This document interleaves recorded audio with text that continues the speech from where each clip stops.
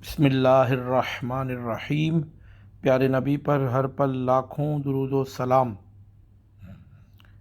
پیارے نبی صلی اللہ علیہ وسلم پر روزانہ کم از کم 313 بار یا پھر 1000 بار یا جتنا زیادہ آپ درود و سلام یا درود پاک بھیج سکتے ہیں اپنی عادت بنائیں اور کثرت سے درود و سلام کا نذرانہ پیارے نبی صلی اللہ علیہ وسلم پر بھیجتے رہیں۔ اس کا فائدہ علماء کرام فرماتے ہیں وہ یہ ہے کہ جو درود و سلام کی کثرت کرتا ہے قبر میں اس کا جسم سلامت رہے گا انشاءاللہ عز و جل۔ صلی اللہ علیہ وسلم۔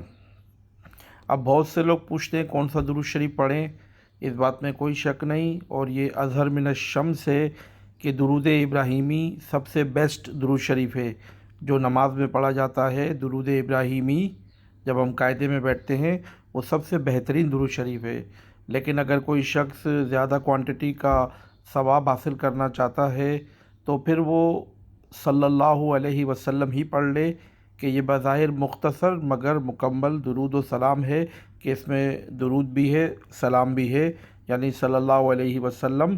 ہم اللہ تعالیٰ سے یہ دعا کر رہے ہیں کہ یا اللہ حضور صلی اللہ علیہ وسلم پر درود و سلام نازل فرما۔ یا اللہ پاک ہمیں ذکر و درود کا ورد کرنے والا بنا، آمین یا رب العالمین۔